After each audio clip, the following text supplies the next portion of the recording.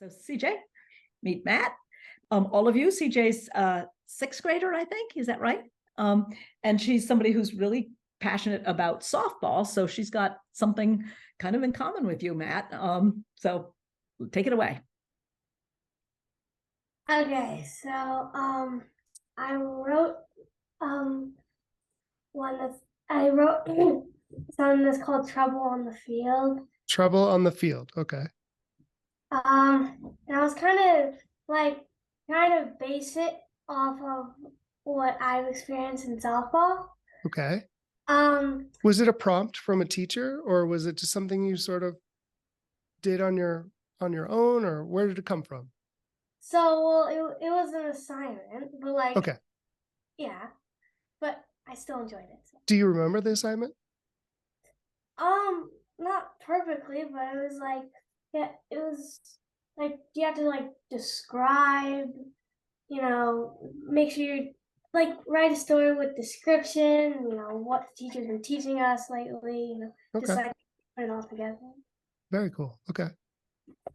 Do you want to read it? Sure. It's not the whole thing. It's just the first scene because it's kind of long. It got kind of long. Yeah. Okay. I'm going to listen to it and I'm going to think through for a second. So it might be quiet for a sec while I think through. Okay. Okay. It was a hot day, but a perfect day.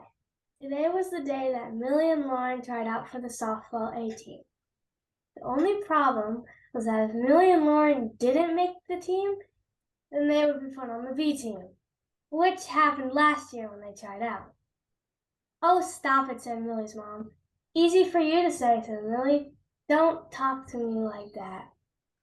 Okay, geez, sorry. The only reason Millie said that was because she knew that if she talked back to her mother, she could easily say no softball. All right, said Millie's mom in her half-sarcastic voice. I'll go down to greet your friend while you get yourself dressed. Ugh, okay, but you don't say anything embarrassing. Millie was in her room and didn't take any time thinking about getting dressed. Right now, all she can think about was if she didn't make the A team. Millie walked over to her window, not even caring that her mom was waiting for her to meet her friend. She glanced back over at the door that her mom exited a few minutes ago, and remembered she was supposed to be getting dressed. She quickly put on her softball pants and her least favorite t-shirt that she mostly wears to softball. All right, she says to herself while looking in the mirror. You can do this. And she runs downstairs to meet her friend Lauren. Millie waves to her mom. You got everything? Asked her mom from the car window. Yes, Mom. Okay, good luck. Thanks, I knew that, Mom. And Millie mumbles to her friend Lauren while the car drives away. Hee. What's so funny, girls? Asked Lauren's mom. Oh, nothing, said Lauren. Lauren and Millie have been friends for forever. But Lauren has been playing softball for way longer than Millie has. Millie only joined softball last year. All right, girls, are you ready? Millie looked at Lauren. Millie opened her mouth to say something, but Lauren said something first. Born ready, she said in her half-serious voice. Millie laughed. They climbed out of the car and headed over to the field. Are you ready? Asked Lauren. Born ready, they both laughed. Once they got to the field, they got out their gloves and started warming up. Millie looked up and saw the coach looking at her. She smiled and the coach looked away. Millie looked at Lauren to see if she saw what had just happened. She was looking the other way. The first thing they did was pop-ups, and Millie was horrible at them. But on the other hand, Lauren didn't miss one. A scary thought popped into Millie's head. What if Lauren made the A team and Millie didn't? She popped back to reality. It was her turn. She needed to show the coach that she was good enough to play on the A team. The pop-up was high. She wasn't sure if she was going to catch it. It was coming down, and it was coming down fast. She glanced over at Lauren, who caught her eye for a split second, and then plop! The ball hit the ground, and Millie felt the tears pushing on the back of her eyes. But she couldn't cry. She had to hold back. She walked back to the dugout. As soon as she was sure she was alone, she started crying. She was sure she hadn't made the A team. She was also sure that her best friend Lauren had made the A team. When she saw Lauren coming down to the dugout, she quickly wiped up her tears and pretended to be texting her mom. For some reason, the bench suddenly started feeling rough.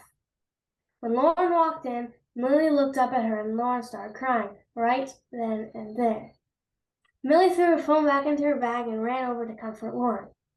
"Here, Lauren," said Millie, and gave her tissue she had in her pocket. As soon as Lauren had calmed down, Millie asked, "What's wrong?" "I didn't make it, Millie." By these words, Millie felt joy and also sadness. She knew she wasn't supposed to feel joy, but the fact that Millie wouldn't be alone on the B team made her a little happy. "Me neither," Millie said to Lauren, as she put her arms around Lauren and felt tears falling down her face again. But this time, she couldn't stop, though.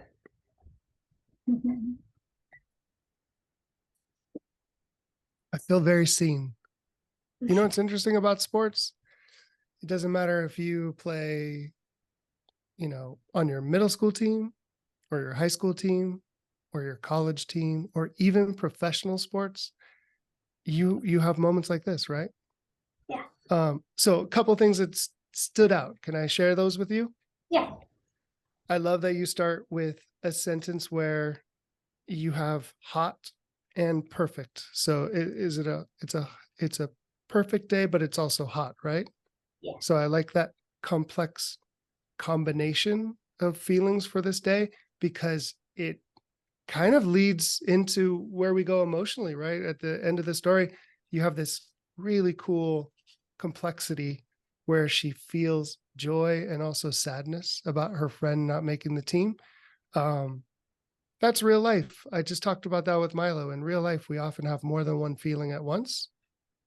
And that's what people, I think, are reading for, to feel that connection to someone on the page who has felt the way they're feeling at some point in their life. We get the problem immediately. This is so key. Do you know what most writers do? They wander around for a while in an early draft and they discover their story maybe 2 pages in. Your story starts right off the bat. The problem is stated immediately. Will she make this team?